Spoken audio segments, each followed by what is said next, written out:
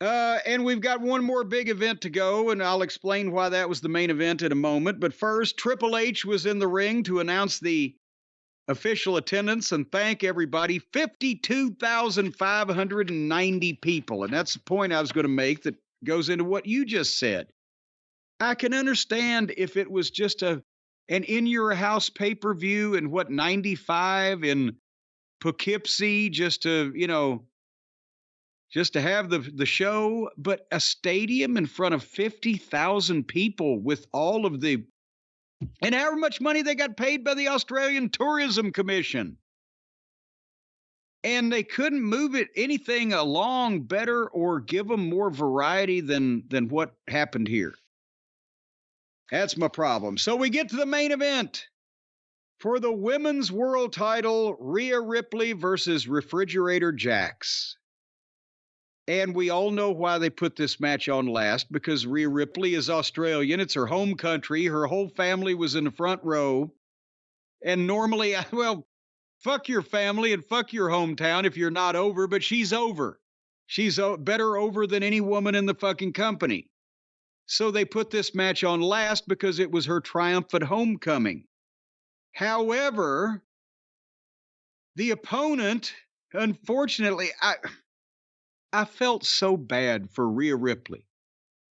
She gets to main event in a stadium in front of a crowd like that in her home country, but the other half of the Faustian bargain is that she has to have a match with an almost immobile, untalented, completely charismaless performer who's going to botch it up right and left. And this, can you imagine if Charlotte was healthy? They would have set this stadium on, people would have been having heart attacks and babies in the audience, possibly at the same time. But this was like Ray Stevens versus Mabel, was it not? I don't think it was necessarily that bad. It was like Shawn Michaels versus Plowboy Frazier. Or Shawn Michaels versus Mabel, if you wanted to go to just a direct comparison to what you said before. It was, I mean, what did you, I mean, it's Nia Jax. She does her Nia, she wrestles like a big, Haystacks Calhoun type of. But no, I'm not even taking, if they had Awesome Kong during her TNA years in that part of her career versus Rhea Ripley, a malevolent, aggressive monster heel that could do shit and had personality and had aggression. Rhea Ripley would have looked like Riggy Morton, right? That would have been great. I'm not just talking about Refrigerator Jax's excessive fucking resemblance to a goddamn Barca lounger. I'm talking about there's nothing there. She can't talk with emotion. She has that sable voice. Her work is blah. She's not coordinated. She can't be a monster. She just drops her weight on people. And the introductions, there were no weights announced. What else has she got? They should announce at 150 whatever pounds from Australia, Rhea Ripley, and at 336 pounds from wherever the fuck she's at, Refrigerator Jax. And then there's the verbal reinforcement that this goddamn huge giant monolith is so much bigger than our hero Rhea. But they don't announce their weights at all. What other attribute has Jax got besides that? Nothing. She looks like a recliner wrapped in pleather. Speaking of Mabel, the outfit of Mabel. And yes, and when she missed the big sit-down butt drop, the fans were chanting "My hole," because that's still a joke from her doing that a couple of years ago. And Rhea couldn't do her shit here because you can't do it to fucking Jax. It's not possible. And if Rhea Ripley could not sell as wonderfully as she can, this would have been a total loss, because that's what, she had to sell, fight from underneath, make a little comeback, and get shut down again. And she can't make a decent comeback because this girl can't fucking bump. And then they went so long Nia hits the Samoan drop off the second rope and gets a 2 count. And then she goes for the bonsai, but Rhea comes up underneath her and shoulder rides her for a second, puts her into the turnbuckle, and then frog splash her, gets a 2 count. Okay, that's fine. But then we go to the floor, and Nia is giving her the fucking drop on the desk and an elbow drop through the desk, even though... Did you see when Rhea's laying on the announce desk and Nia Jax gets up in one of the announce chairs that has wheels on it?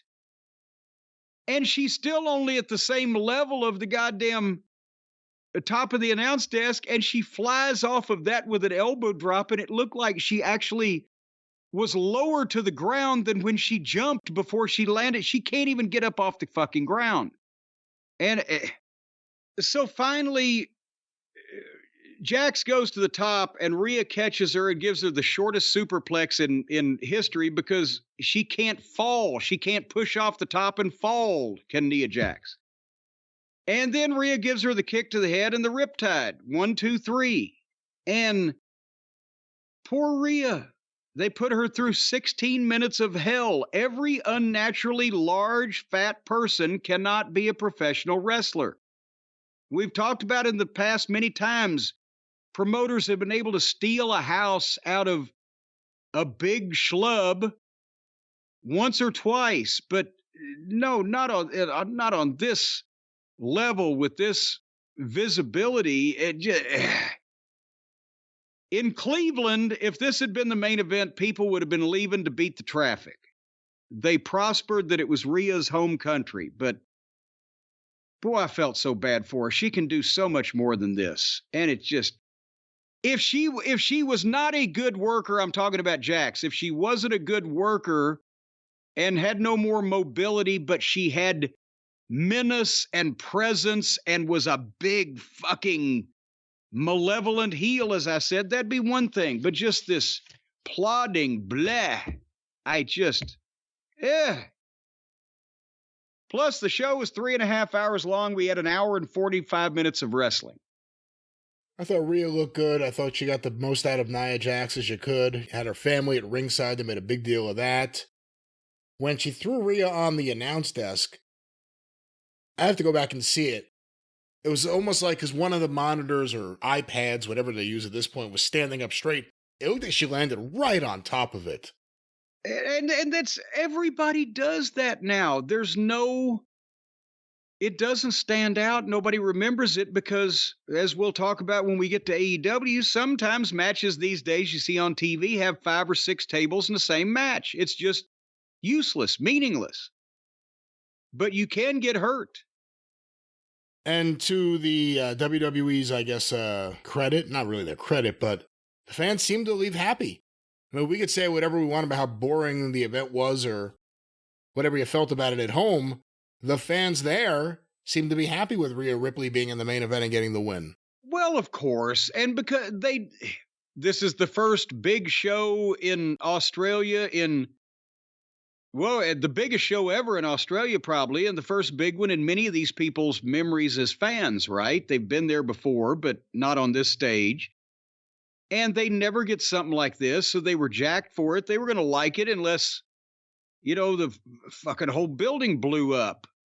And I don't blame them for being hand. They got to go and see everybody in person and get the merchandise and experience the atmosphere, blah, blah, blah. If you were in America and got to see, if you chose to, if you wanted to, multiple major shows a year near you, you might not have been as fucking thrilled. And that's only natural also. But as a television broadcast, this was incredibly, incredibly slow to watch. We could agree on that, right? Yeah, we can. And it's incredible the idea that you could have a stadium show and draw 50,000 people with 4 matches, 5 matches, whatever it is, in a giant interview segment. That's all it takes. Yeah. Even Bill Watson, the Superdome for his biggest shows, loaded with people being brought in. Dusty Rhodes. Hogan and Andre were on the show with JYD and Michael Hayes. There were lots of attractions. It wasn't just like, all right, here's our 4 biggest matches from TV. Well, but here's the complete difference, because now the majority of the tickets for these big events are sold before the card or the people on it are even announced. Whereas in the territory days, even on a major show like the Superdome, your advance would maybe be 25% of the walk up you would get between 4 and 8 o'clock that day. Maybe a little bit more even on a big show. On spot shows, it was a tenth of the crowd you'd end up with. Those people waited until they knew what the card was going to be. Do we want to see these matches? They would see the last week or two of go home TVs, an angle would hit them, and they'd say, well, it's not like the Superdome was going to sell out. And especially if people were an hour away or whatever, they say, well, we'll drive down there and see that show. We'll get there early so we can get a good seat. But now that for Wembley, AEW, they sold the tickets before they knew what they were going to see. And they've done it again. Only half as many, but that's the same principle. And no matter what's on the card or added to the card, except if it's a Rock level or Cena level type thing, nothing really picks up at the end anyway. It's just whether or not people are going to go out of their way to watch it on television or the cock or whatever. Yeah, we saw it a few years ago at Ring of Honor or New Japan when they ran the Garden, and the tickets sold out before anything was announced, and then a lot of the wrestlers that people assumed were going to be there, the Elite, for instance, weren't there. They were somewhere else, so you got a card They wasn't even there. So you bought tickets for a show thinking you were going to get something, and you got none of that. Well, that's it. In these cases, in the case of Wembley, in the case of Perth here, in a case of a first-time thing somewhere, they're just buying a ticket to be there for the first big thing, and they're hoping the card's going to be good. Again, in the territory days when wrestling was regular, live in every city in America on a regular basis, if people didn't like the matches, the lineup, the angles that were going on TV, they didn't want to see the fucking who was going to win, they just wouldn't go. But you wouldn't know until the day of the show, because under the best of circumstances, your day of show crowd was going to end up being 3 or 4 times what your advance was. That's no longer the case.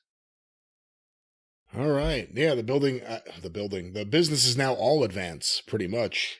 That's because as soon as I'm sitting, the next thing is going to be they're going to start bringing the tickets back. They buy the tickets now when they don't know what they're going to see, and then they find out what the card is. The next step is they find out what the card is. They start getting refunds for the tickets. Because as soon as you tell them what they're going to see, the fucking ticket sales pretty much come to a grinding halt, don't they? Yeah, they announced Sting's retirement, no match. It's sold out just on the strength, or almost sold out on the strength of just Sting's retirement. Then they announced what the match was going to be, and everybody's been complaining about it since then. Well, they're stuck. They already got their ticket, and we were stuck, and that was WWE Elimination Chamber. This is your show.